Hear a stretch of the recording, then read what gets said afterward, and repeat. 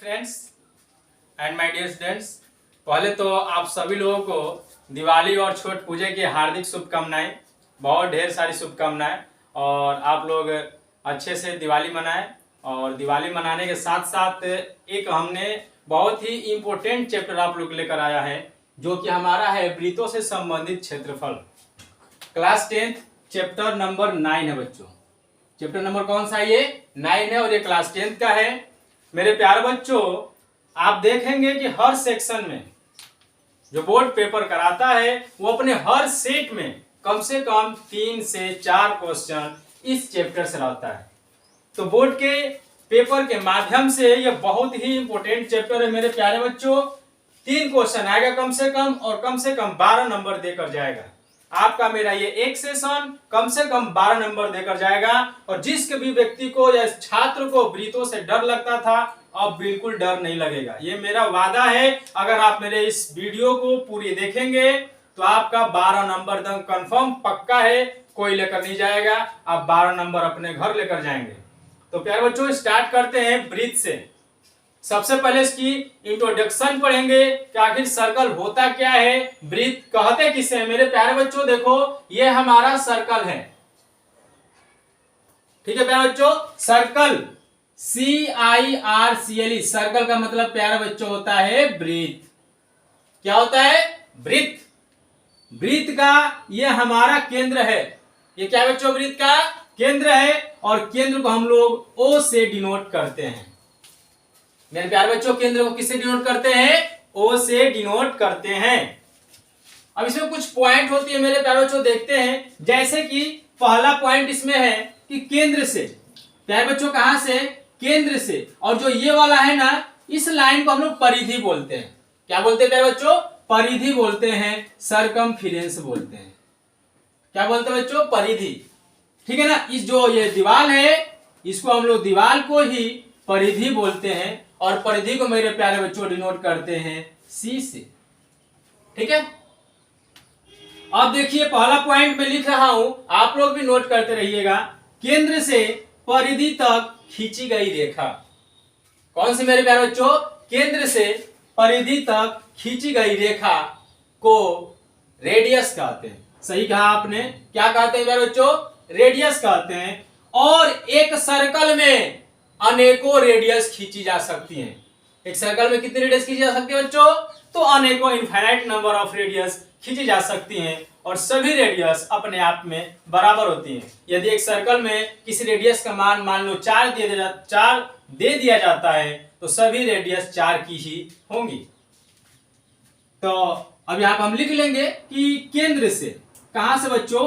केंद्र से परिधि तक खींची गई रेखा को क्या कहते हैं? रेडियस कहते हैं, त्रिज्या कहते हैं। क्या कहते हैं बच्चों? त्रिज्या कहते हैं। और सभी त्रिज्या आपस में क्या होती हैं? बराबर होती हैं। इस तरह में बच्चों आगे बढ़ते हैं। तो हमने बताया कि त्रिज्या किसे कहते हैं। तो केंद्र से परिधि तक खींची गई रेखा को मेरे प्यारे बच्चों त्रिज्या कहते हैं। और जब कोई रेखा पूरे सेंटर से होकर जाती है, किससे होकर जाती है मेरे प्यारे बच्चों? केंद्र से होकर जाती है, तो उससे हम लोग उस रेखा को व्यास कहते हैं। क्या कहते हैं? व्यास। जैसे कि एक यहां से देखो रेखा गई है मेरे प्यारे बच्चों और सेंटर से होकर गई है, इसे हम लोग व्यास बोलते हैं। अगर मान लो जो रेखा सेंटर से होकर न जाए, देखो बच्चों ये सेंटर से नहीं गई है ना, ये रेखा जब सेंटर से नहीं गई है तो इस रेखा को हम लोग जीवा बोलते हैं। क्या बोलते हैं मेरे प्यारे बच्चों? जीवा बोलते हैं। बात समझ में आई आप लोगों को? हाँ, समझ में आए? कमेंट करते रहे मेरे प्यारे बच्चों। मुझे बड़ा ही अच्छा लगता है जब आप कमेंट करते हैं, तो क्योंकि मैं अपना वीडियो जब चालू करता हूं तो कमेंट पढ़ने के लिए चालू करता हूं, उस पर जाकर देखता हूं कौन क्या कमेंट कर रहा है। ठीक है मेरे प्यारे बच्चों। तो अब आगे देखिए, जो हमने ये बताया दीवार, इस दीवार को परिधि बोलते हैं, यानी कि वृत्त की परिधि या वृत्त का परिमाप बोलते हैं। ठीक है। क्या बोलते हैं प्यारे बच्चों? वृत्त की परिधि या वृत्त का परिमाप। तो वृत्त का परिधि किसे बोलते हैं? तो जब यहां से मान लो बच्चों मैंने एक चक्कर पूरा कर लिया, यहां से चलते चलते मैंने यहां चलना स्टार्ट किया, चलते मैंने क्या कर लिया? एक चक्कर पूरा कर लिया। उसे हम लोग वृत्त की परिधि बोलते हैं, यानी कि परिमाप बोलते हैं। मैंने लिख भी दिया है कि एक वृत्त के अनुदिश एक चक्कर चलने में तय की गई दूरी, क्या बच्चों, चलने में तय की गई दूरी उसका परिमाप कहते हैं। ठीक है मेरे प्यारे बच्चों। तो देखिए प्यारे बच्चों, परिधि बराबर होता है पाई डी।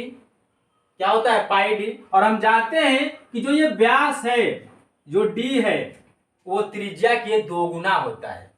व्यास कैसा होता है बच्चों? त्रिज्या के 2 गुना होता है, यानी कि 2r होता है। क्या होता है बच्चों? व्यास क्या होता है? बोलते रहिए साथ साथ में। हाँ, त्रिज्या की 2 गुनी होती है। और मेरे प्यारे बच्चों, त्रिज्या जो होती है ना, वो व्यास की आधी होती है। त्रिज्या क्या होती है बच्चों? व्यास की आधी होती है। इसलिए परिधि की 2 फॉर्मूला डिराइव होता है।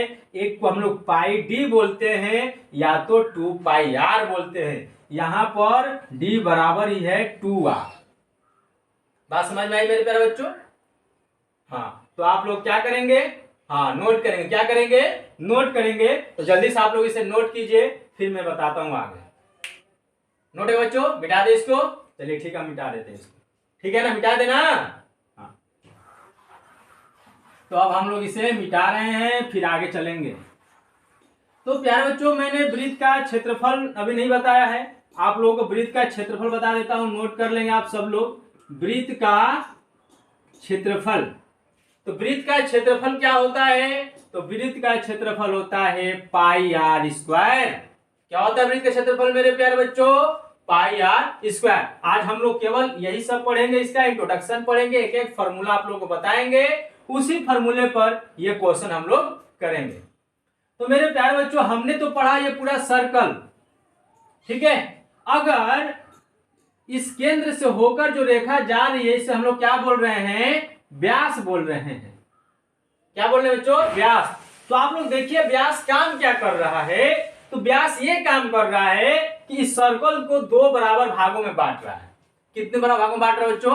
2 बराबर भागों में। अर्थात हम ये कह सकते हैं कि व्यास सर्कल को 2 बराबर भागों में बांटने का कार्य करता है। यानी कि अब यहां से मिटा दें तो यह हमारा क्या बन जाता है? तो अर्धवृत्त बन जाता है। क्या बन जाता है बच्चों? अर्धवृत्त बन जाता है। ठीक है। तो अर्धवृत्त का क्षेत्रफल क्या होता है? अर्धवृत्त का क्षेत्रफल, अब देखिए वृत्त का क्षेत्रफल पाई आर स्क्वायर है। तो इसको आधा जब करेंगे तो किसी भी चीज को आधा करने के लिए 2 से भाग करते हैं। किससे भाग करते हैं मेरे प्यारे बच्चों? 2 से। याद रखिएगा आप लोग कि किसी भी चीज को आधा करने के लिए 2 से हम लोग क्या करते हैं? डिवाइड करते हैं। तो इसको भी क्या कर देंगे? 2 से डिवाइड कर देंगे। पाई आर स्क्वायर बटा में 2। इससे संबंधित सब ये फॉर्मूला मैं बता रहा हूं मेरे प्यारे बच्चों, आप लोग कहीं ये कंटेंट नहीं मिलेगा। इससे संबंधित 3-4 क्वेश्चन बताऊंगा, और वही चारों क्वेश्चन एकदम बोर्ड के पेपर 2023 में आप लोग को आएगा। नहीं आएगा अपना नाम बदल दूंगा। पाई आर स्क्वायर बटा में 2। ये बात समझ में आई आप लोगों को? हाँ, अब देखिए इसी चीज में हम लोग आगे बढ़ते हैं। अगर ये हमारा जो है अर्धवृत्त है, अर्धवृत्त है ना प्यारे बच्चों, ए ओ बी। अगर मैं यहां से एक क्या लेता हूं? लाइन ले लेता हूं, ठीक। यानी कहने का मतलब देखिए पूरा समझ लीजिए, इसमें क्वाड्रिलेटरल बनता है। क्या बनता है बच्चों? क्वाड्रिलेटरल, यानी कि चतुर्थांश कहते हैं। क्या बोलते हैं बच्चों? चतुर्थांश बोलते हैं। ये हमारा ओ है, इसको मान लीजिए सी, इसको मान लीजिए डी। तो इस चतुर्थांश का प्रत्येक का क्षेत्रफल पूछ सकता है, ठीक। यानी कि अगर एक का भाग बोला जाए, किसका भाग बोला जाए बच्चों? एक का भाग, तो 1/4 हुआ ना ये कौन सा भाग है? चौथा भाग। कौन सा बच्चों? चौथा भाग। तब इसके लिए हम लोग लगाएंगे, अगर इसका क्षेत्रफल पूछेगा, यानी कि चतुर्थांश का क्षेत्रफल, वृत्त के चतुर्थांश का क्षेत्रफल। देखिए बच्चों, वृत्त के चतुर्थांश, वृत्त के चतुर्थांश का क्षेत्रफल। तो अब देखिए आधा किए तो 2 कर दिए, तो जब चतुर्थांश करेंगे तो क्या हो जाएगा? 1/4। 1/4। और ये क्या है? पाई आर स्क्वायर का पाई आर स्क्वायर। बात समझ में मेरे बच्चों? तो इसको जल्दी से नोट कीजिए, फिर हम आप लोग को आगे बताते हैं। प्यारे बच्चों, इसी क्रम में आगे बढ़ते हैं। तो अब इसमें हमारा आता है वृत्त का त्रिज्या खंड। तो समझते हैं क्या होता है त्रिज्या खंड। तो आप लोग देखिए, ये हमारा क्या है, बोलिए, सर्कल है, वृत्त है। थोड़ा टेढ़ा बना है, हमको उतना ड्राइंग के टीचर नहीं है, I am a math teacher. तो आप लोग अच्छे से ड्राइंग बनाइएगा, ठीक है। तो देखिए, ये हमारा क्या बच्चों, ओ है केंद्र। तो यहां से अगर हम लोग क्या करते हैं, एक हम लोग रेडियस लेते हैं, ठीक। इधर से भी हम लोग क्या लेते हैं बच्चों, रेडियस लेते हैं। त्रिज्या बना ना, हाँ, तो बोलते रहिए कि बना। तो इसके बीच में एक हमारा एंगल बनता है जिसको हम लोग थीटा से डिनोट करते हैं। तो जो ये कॉम वाला पार्ट है, यानी कि जो ये हमारा ये क्या हो गया, चाप, ये हमारे जिसको ए से डिनोट करते हैं। तो जो ये कॉम वाला पार्ट है बच्चों, इसको बोलते हैं लघु। लघु मतलब छोटा, लघु त्रिज्या खंड। क्या बोलते हैं बच्चों, लघु त्रिज्या खंड। और जो ये ऊपर वाला पार्ट जो बचा है, ये वाला जो इसके अंदर वाला पूरा ये पार्ट बचा है, इसको बोलते हैं हम लोग दीर्घ त्रिज्या खंड। कौन सा बच्चों, दीर्घ त्रिज्या खंड, ठीक है प्यारे बच्चों। तो इसी से संबंधित मैंने यहां पर कुछ फॉर्मूला लिखा है, कुछ सूत्र लिखा है, जो कि बहुत ही मोस्ट इंपोर्टेंट फॉर्मूला है। हमारे जब हम क्वेश्चन करेंगे तो उनमें इन सब फॉर्मूलाज का प्रयोग होगा, तो आप लोग इसे याद कर लेंगे, ठीक है बच्चों। तो वृत्त का त्रिज्या खंड का क्षेत्रफल, सबसे पहला फॉर्मूला है कि त्रिज्या खंड का क्षेत्रफल बराबर क्या होता है। तो देखिए, जो थीटा बनता है वो पूरे में बनता है, वृत्त में कितने बनता है, 360 का बनता है, ठीक ना। तब त्रिज्या खंड का क्षेत्रफल बराबर थीटा अपान में 360 इंटू पाई आर स्क्वायर, ठीक है।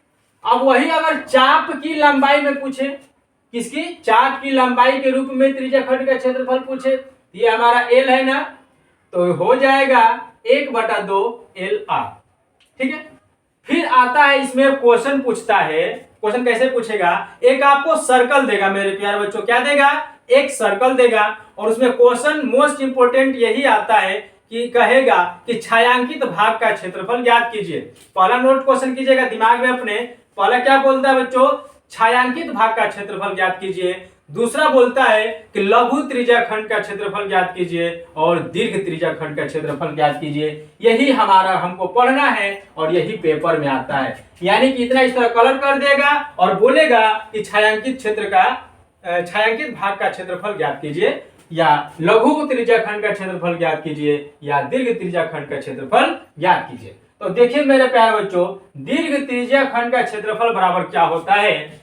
तो दीर्घ त्रिज्या खंड का क्षेत्रफल बराबर होता है पाई आर स्क्वायर माइनस लघु त्रिज्या खंड। पाई आर स्क्वायर मतलब क्या, वृत्त का क्षेत्रफल निकालेंगे, फिर लघु त्रिज्या खंड का क्षेत्रफल निकाल कर हम लोग उसको माइनस कर देंगे। उसी तरह लघु त्रिज्या खंड का क्षेत्रफल बराबर होता है पाई आर स्क्वायर माइनस दीर्घ त्रिज्या खंड का क्षेत्रफल। यदि मेरे प्यारे बच्चों एक नोट है, आप लोग भी लिख लेंगे कि यदि थीटा का मान 90 दिया है, अगर थीटा का मान 90 आ गया ना, तो वो क्वाड्रिलेटरल बन जाता है, यानी कि 4 बराबर भागों में क्या हो गया, वो क्वेश्चन बट गया। यानी कि जो चित्र है अगर 90 कर दिए तो चित्र क्या हो जाएगा, 4 भागों में बट जाएगा। यदि थीटा का मान कितना हो जाए, 90 हो जाए, तब त्रिज्या खंड 1/4 का क्षेत्रफल निकालेंगे, जो कि हमारा होगा 1/4 पाई आर स्क्वायर। ठीक है मेरे प्यारे बच्चों, तो आप लोग इससे डरिएगा मत, क्योंकि मैंने कुछ आप लोगों से वादा किया है। मैंने ये वादा किया है कि सिलेबस कंप्लीट करूंगा 10th के बोर्ड का, और आप लोगों को 95% ला कर रहूंगा, चाहे आप लोग कैसे भी पढ़ेंगे, हम आपको अच्छे से पढ़ाएंगे, अच्छे से वीडियो लाते रहेंगे। तो आज हमने क्या पढ़ा मेरे प्यारे बच्चों, इंट्रोड्यूशन यानी कि इंट्रोड्यूस टू ब्रीथ, यानी कि वृत्तों से संबंधित क्षेत्रफल चैप्टर हम लोग पढ़ रहे हैं।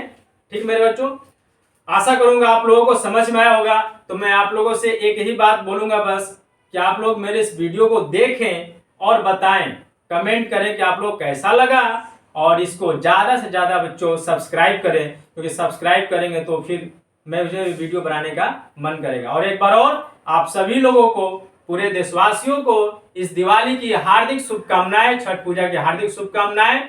बहुत ही हिंदुस्तान में धूमधाम से पर्व मनाया जाता है, हम भी धूमधाम से मनाएंगे और आशा करेंगे कि दिवाली और छठ आप लोगों के लिए खुशियों का भंडार लाए, आप लोग अच्छे नंबर से पास हो जाए मेरे प्यारे बच्चों। तो बस इतना ही, आप सबको शुभकामनाएं। चलते हैं, मिलेंगे ब्रेक के बाद और इस पे क्वेश्चन करेंगे हम लोग।